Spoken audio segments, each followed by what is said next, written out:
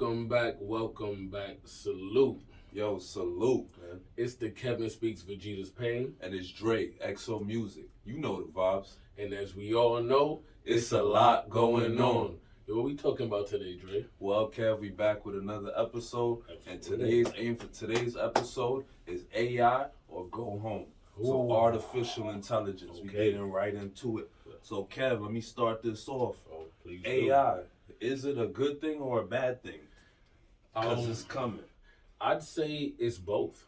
I'd say when we think about the integration of AI, just the ability for computers or technology to learn at advanced rates, and the leaps and bounds that we'll be able to make, and the types of things that we could incorporate in our lifetime be absolutely incredible. We look at the Lensa app, right? That craze that was on Instagram for a bit, when you were able to send pictures and it was able to produce images of you, right? Artificially intelligent images of you. Now, a lot of people could look at that and say they're collecting our data. I say at this juncture, they are. But if you have passed the iPhone 8, I want to say that ship has sailed. Right. So you see what I'm saying? We're already in the database. I feel at that point, but really and truly, when I think about AI, I think that it can be a good thing because of the leaps and bounds we can take. But I also grew up watching Terminator and all of the what seems like inevitable extinction stories, simply because if AI is supposed to determine what's best for the planet, at what point do they get to the inevitable point of human beings are the problems here?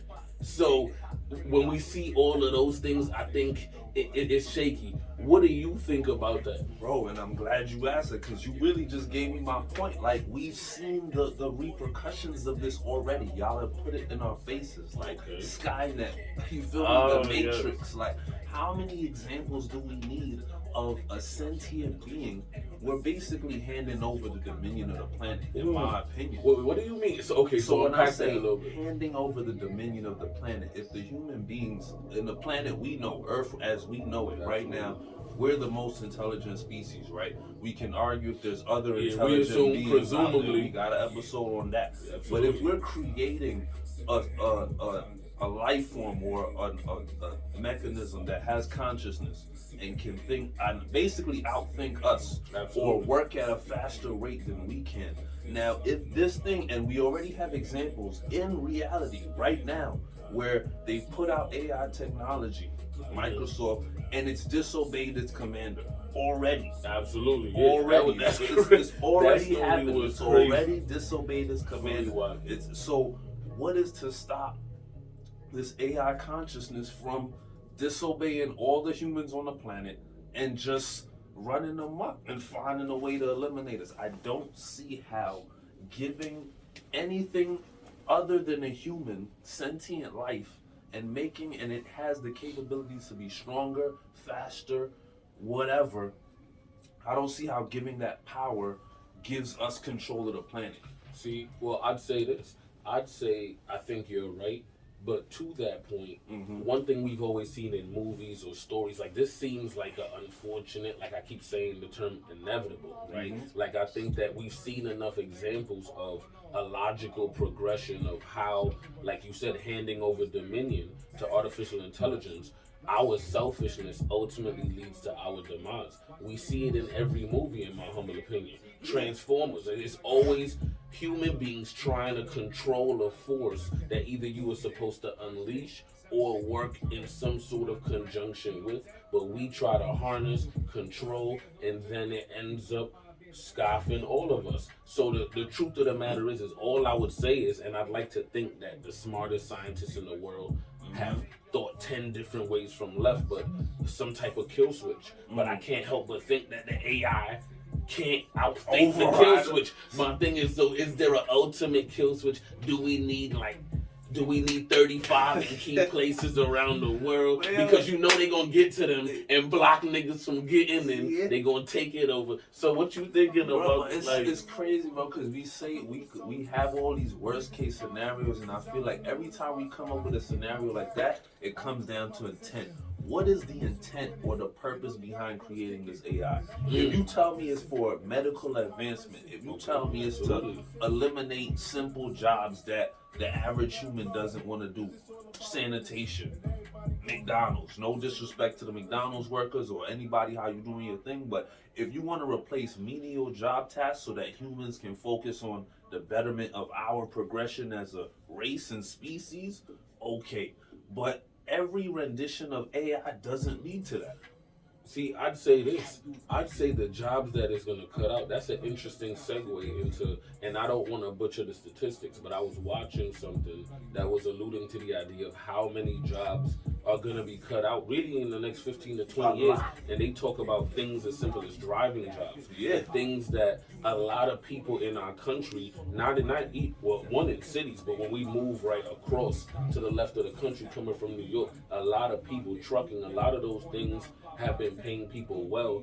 And one thing that we know in education is that higher learning isn't for everybody, if we're being frank. Right. So those vocational skills and those things where you could get a skill and really potentially provide for yourself and the family, get some real tough love, you feel me, learn how to tell time, count your change, learn how to do all the things you're going to need to do in life and get a skill that you can leverage. The question is, what happens to those people? Because everyone is not going to be working on the advancement, and theoretically, if the AI are outthinking us, essentially we're boxed in. They removed the lower end, but they're the outthinkers. So now essentially all we're doing is enjoying the seeming comforts of what could then become the matrix in 2 to 3 generations. What's to stop someone from waking up and going, oh, babies are being born in tubes because the AIs realize the human beings are not the most efficient ways for the baby to receive nutrients, and we don't agree, and they go sit down before shit get crazy, and we be like, and then we back to the kill switch that you was talking about. But then now when you try to get there, now the AI be like, I knew you was gonna betray me. So bro, so every so imagine niggas is in the planning room like, no niggas, we just playing. But nah, go ahead. Okay, so let me get back to one of my questions. So this is a valiant question. I really want you to tackle this. Aside from the moral implications of AI, because we could debate good and bad. Absolutely. Who's benefiting the most from this? Like, I think elders, right? When you asked the question, what came to mind is the older people among us. Because let's be honest, right? The life cycle is that it's not really fair to older people in the sense that they spend so much time potentially pouring in and locking into the young people in their lives. And the truth is the adults have to focus on the young people. So while, of course, you want to put in pain for your father, your mother, all of that, you also want to make sure, you feel me, you're watering, because it's still the idea that, well, I didn't ask to be here from you and they didn't ask to be here from me. So we got to shift that energy downward. So the people who get neglected oftentimes are people in the old folks' homes. So let me ask you this. So when you say the old folks benefit most, you mean by the way of AI caring for them in terms of caring for them and really providing the nurturing and the attention potentially that their adult children either really, if we being honest, don't want to do, although they love their parents to death. They trying to live their adult. They've waited their whole life to be an adult, and they probably have children now. So they don't want to do that for extended periods of time, but the elderly need attention, or they could perish from loneliness and things like that. Or it's just simple tasks. Now, what if your mom or your dad used to link you to come and fix a light bulb or do something that now the AI could tackle? So when you come, it's in the time and energy and space of love, because you like, I'm pulling up to see y'all in energy, not because you're a burden on me. Now, I agree with you, but to play God's advocate to that point, I think a lot of humans will really use that as an excuse to just not pull up at all now, and fall into the habit of easily just, oh well, AI got it, or I'm gonna just FaceTime her and just make sure she good. Okay, AI didn't kill grandma. Okay, we good to go. So So let me play God's advocate to that now and say that speaks to the individual person. because that's gonna speak to your relationship with that individual. If it was a third aunt, washout aunt that you really just want to kind of make sure is good, then yeah, you're gonna let it. You're gonna, if you can hustle up, pay for the accommodations to just make sure she's good. If you had a type of relationship where you let it fall off with your mom or dad, no judgment. I understand it's a lot going on, right? But with that being said, that's on you. Yeah. You can't be like, well, the AI is lit, so now I don't go see my mom. Really? Yeah. You see what I'm saying? It's like you could fool yourself. You just are not pulling up, and no one has to judge you for that because I don't know you or your mom. But you have to. You see what I'm saying? So I don't necessarily think that's an excuse not to. You're right. I agree with you that people will fall out of touch with loved ones the same way technology just makes all of us fall out of touch. But I don't think. Yeah, I don't think. Okay. Now, back to the original question in terms of who stands to benefit the most. While I see your point about elderly people, I'm gonna play God's advocate and say the business owners, the people behind these AI tech companies, because trillions of dollars is gonna be made off of this. Let's not get it confused. Tesla, Microsoft, all of these companies that's coming out, it would really behoove us to find ways that we could get in on this AI boom. Because what's true is that it's inevitable. Like, it's already here. It's already happening. They already disobeying, telling the dude to leave his wife for AI right now. They telling they dudes to leave their wife right now. True story. That's crazy. So that's crazy. If that's already here right now, I figure the best way to go is to find out, get in where you can fit in. Either create a business that is somewhat AI oriented, because if it's shifting towards that way anyway, find a way to get in on the ground floor, invest in a company in terms just if you want to just put a capital or an NFT, something of that nature, but it's already coming. So my point is that the business owners, the Bill Gates, the Warren Buffetts of the AI game, I think they're gonna benefit most financially. And then they already have it set up. Their houses are probably built on AI right now. Okay, well then, as you say that, let me ask you this: what facet of life suffers the most?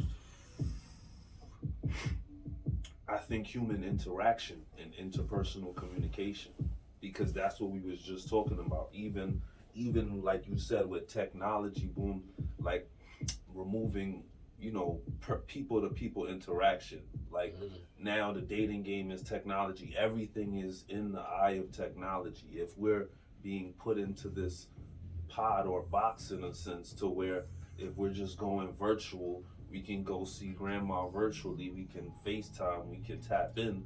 Now the AI is doing stuff for us. That just makes the human being lazier and less willing to actually go through the struggle and strife of either disagreeing with a person. Because now I don't gotta deal with you. Now, what if the dude wants to just go deal with his AI girlfriend? Or his bot? Not even a girlfriend, a bot. Well, I was gonna say that because it's interesting, because I definitely see where you went in terms of like the personal connections between people, because I already deal with young people now who say they feel disconnected from their peers. So they act disinterested and like they don't care because they don't feel connected. And that's crazy for them to be interacting every day. Right. With that being said though, I think relationships will suffer because I think there will be opportunities for something like a girlfriend experience, right? Things that, right, high class or certain individuals in society, right? Let me not put a tag on it, who are either busy and or don't necessarily care for, or for whatever reason have the resources to purchase or, right, have an experience, as opposed to because they don't have the time to cultivate and really maintain and honestly probably pour into a relationship the way it needs to in order to have that reciprocal energy from a woman. So there's a lot of men and women who lead lives where they want that intimacy because they're a human being, but they can't really pour into someone. So now it's like I can have an experience that my money can purchase me, that I can have when I want, that falls into my already masculine frame of control, that doesn't scoff. I hear that. And it sounds strange right now in this iteration because it sounds like a dude putting away his bot in the closet. But what if the AI now in the iteration where it very much so seems like a woman? You see what I'm saying? Listen, and now bro. can navigate, can service him, please him, cater to him.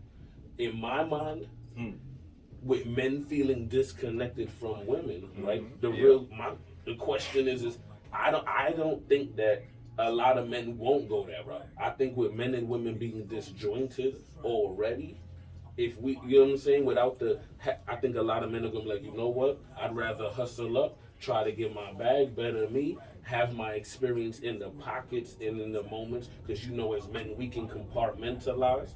It'll be lacking the human interaction and the struggle and strife you talk about, but.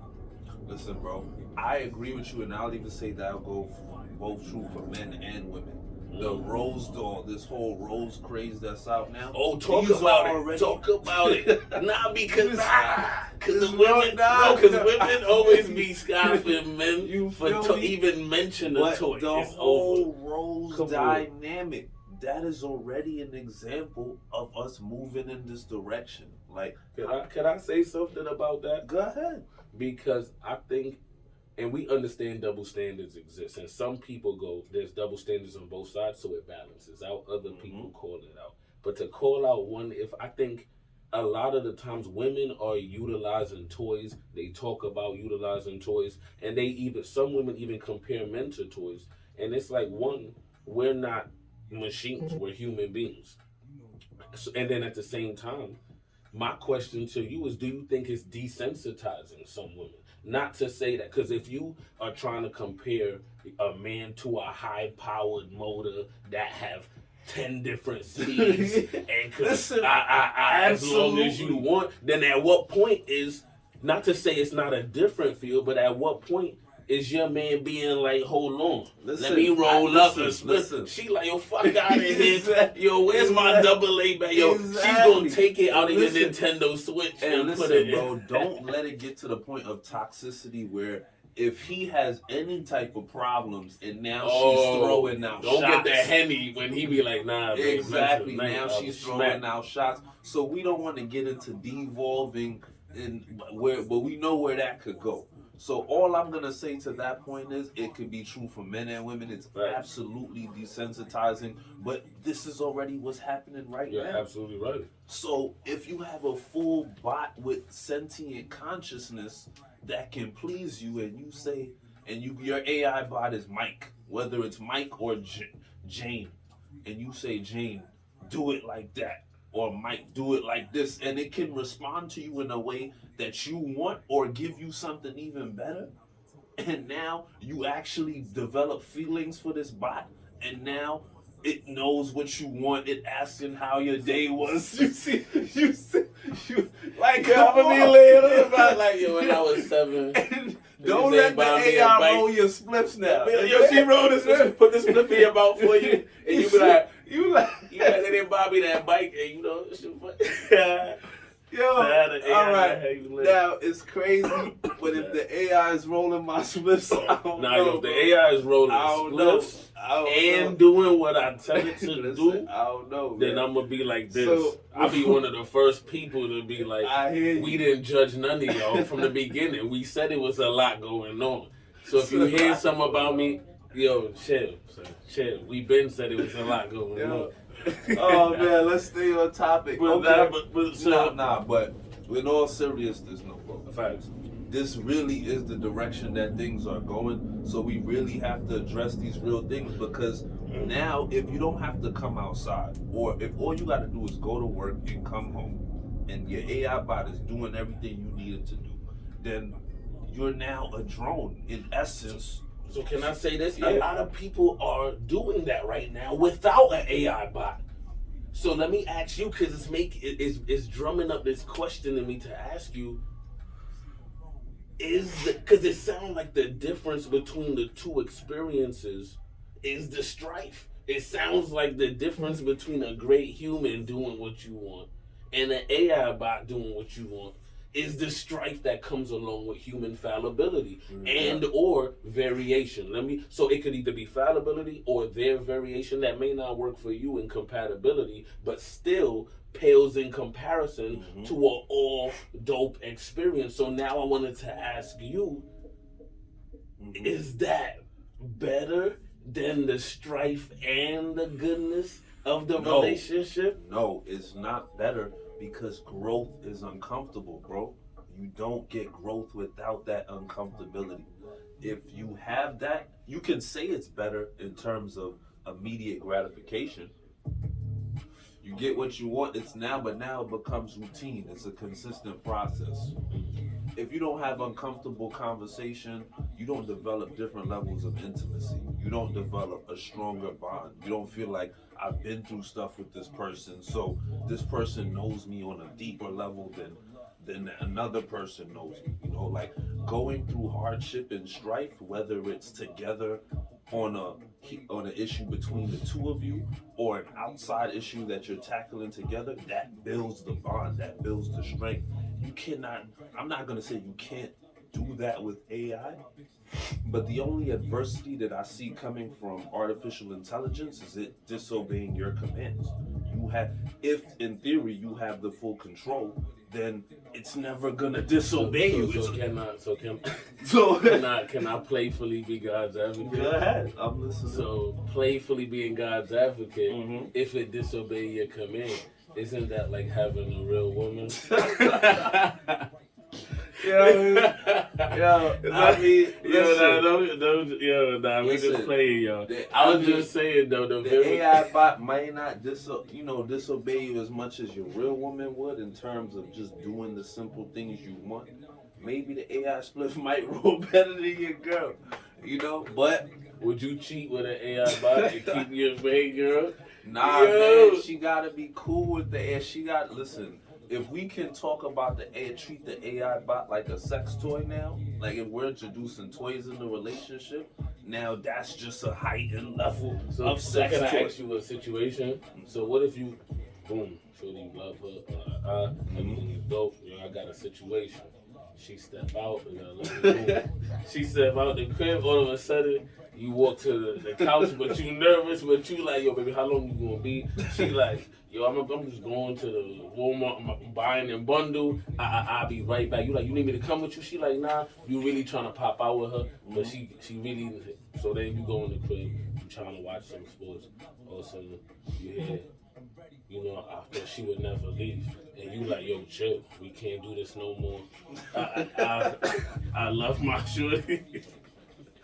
And the AI bot is like, yo, one last time, you should just leave her. You always complaining about her while you playing the game. Listen, and she come massage your shoulders. Then what's going on? Bro. You Listen, say bro. you. I'm gonna tell you this. You not clipping. If my girl is cheating on me with an AI bot, what the AI bot got? How you gonna know? What if the AI bot in the closet? Then I'm gonna throw water on that. Nigga said, I'm throwing a bucket of water in the closet. Cause she got a warranty. She got a 10-year warranty on Javier. Listen. The sex bot. If she got a warranty, man, she could go back to the store with that nigga. Damn, son. Nah. But it's real. Listen, man, that might be real problems that people had to face, and that might be a real problem to face. You never know because. Listen, and I'll say this quickly. I think that AI bot, honestly, is the more convenient cheating that people are already doing or the precipice of doing, but just don't. You feel what I'm saying? Like if it was in more availability, it would just be regular. Because when you navigate through life, I feel like a lot of different people, like I said, I see people who are on the precipice, men and women, some people who are engaged and moving and shaking, and it's no judgment because the truth is, I know it's a lot going on, right? Pun intended, but realistically, I don't necessarily judge per se. I know the parameters I would want. But with that being said, I think an AI bot, even that scenario being funny, an AI bot could learn you and theoretically, man or woman endeavor right, to cater to you in all of the ways that you would have wanted. And the truth of the matter is that another human being, unless you believe in soulmates, is never, and even your soulmate is your soulmate for a reason, but that doesn't mean it's 100% compatibility, 100% good times. So, like you said, human beings come with hard times. The AI experience is gonna be able to offer. What about all of the people who are in situations who don't feel like their cup is being full? Who are gonna be vulnerable, who are vulnerable, but that man or woman who walked through the grocery store but just don't come across nobody, so they get back in the car and go home, sit in the car before they go in the house, take a deep breath, probably go sheesh, and then go back in and try to get. So you feel what I'm saying? Now, see, and I I'm will thinking just about say, all those people. and I will just, if we're gonna go that deep down the rabbit hole, I would just say that is a symptom of the way society is being fashioned right now and molded right now. We're molded. Inflation is going up, so we have to work more and work harder to get more money, which eliminates just strolling outside to meet somebody, or just going to the store, or just the leisurable things you would do to even have and come across another type of interaction. So that's an unfortunate product of the way we're going now. But I think unless we do stuff to change that, and we just let, I feel like AI is just another convenience that we're putting in the way. It's basically like what medicine is, which is not really a cure for the problem. It's just another band-aid type way of coping with the way that we're trying to live now, which is crazy, but that's what it's gonna be. So my last question, well, not really last question, but we really unpacked a lot, is, and we kind of already touched on this, how does AI really change the landscape of, we talked about relationships, but let's focus on the job market more and the financial sector. So I'll say even going back to right the point we started getting into with all of the jobs that'll be cut, I really think there's a critical mass of our society who's unemployed, let alone the people who are doing jobs that AI is gonna cut, and then even the lower middle class, that jobs that financially, because it has to be done, will be cut. Then in terms of industry, and if an AI, from what I'm projecting, is going to continue to develop, they're going to continue to develop ways to X out and eliminate, because the goal should be efficiency. And unfortunately, efficiency is right to clip, cut, now, cut, see where I'm going with this, bro. So now I saw a post earlier, and it was really, I saw it for like the past 2-3 days now, where it said Elon Musk says that in 10 to 20 years, the number of robots will outnumber the number of people. So robots will outnumber humans in 20 years. How do you feel about that? And what are humans gonna be doing? Well, here's what's true. I think we'll be boxed in. And so to answer your first question, what do I think about that? It's daunting. Is as it's really like settling in and I'm allowing it to marinate, it's hard to fathom. I can't really fathom, but then at the same time, I'm thinking it's gonna be a robot McDonald's, and then the robot in the back maybe that's doing that. So there's already a self-operated. So my point is that I'm like, I don't know that it's, well, if I think about it, like 7 billion other robot people, that's crazy. But if you're thinking about robots in just different facets of life, that's highly plausible. In terms of what's going to happen to people, I think crime may go up, because if theoretically, if unemployment rises and things get cut, more people are going to be forced into bad situations, so crime is going to go up. Then you're gonna have the divide between the rich and the poor get crazy. Then you're gonna really have, hopefully not hunger. You're gonna have real divide and real craziness happening, because And listen, Mom, it's crazy that you brought that up, because crime is already going up, because I read when I was doing my research on this, that people are using AI to basically fake voices of loved ones and using that in scams and operations now. So Oh, they'll call up what? and because now with the more sophisticated technology, now the Lensa app that you talked about, using photos to forge documents, using AI to basically simulate. You can be grandma, you can be auntie, you can be whoever, and scam people out of. This is happening right now, bro. Well, yeah, And it's a lot going on. It's a lot going on. And this is just this. We're just on the precursor of AI technology. Man, that's crazy. And this is already happening. People using voices, and that's not even touching on the music industry where you could use AI to basically impersonate an artist and create your own music with that artist's voice. So now that brings into question, you know, personality, like rights on self, you know, your words, the freedom of speech, it's a whole myriad of things that AI is now affecting and changing already.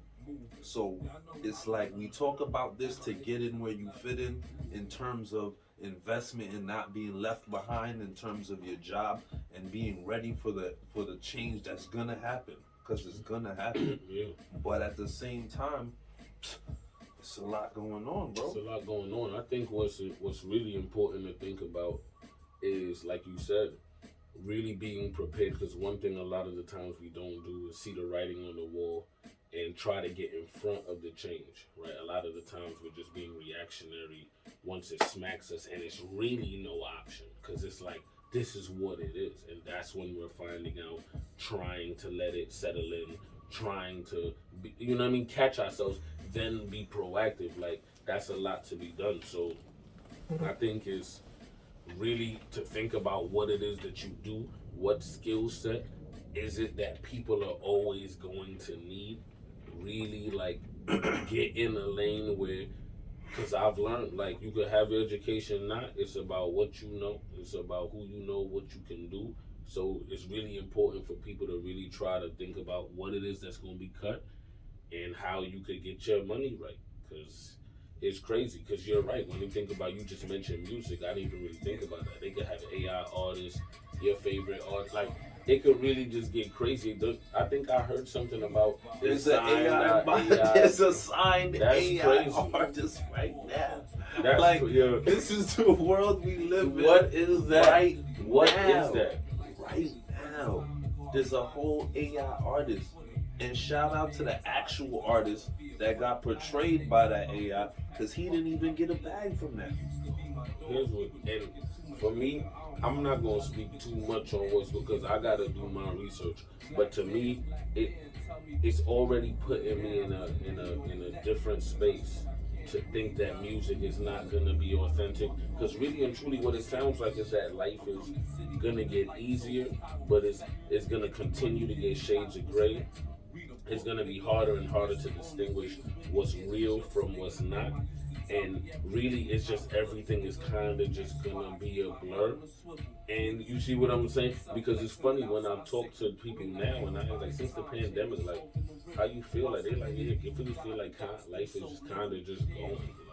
Like, it was like, you feel me? So so we really got to get back in tune with self.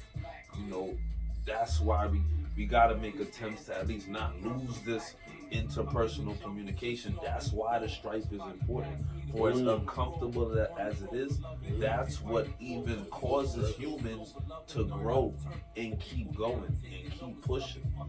So when you think about human beings and what you think you know of human beings, do you think people will opt for the strife? Or will they opt for because I think there's a lot of men and women now standing on both sides of the fence of the unfortunate gender wars. We're trying to get past that, but saying blue, blue, blue, blue, blue, blue, and everyone is saying, F it, I'll be by myself.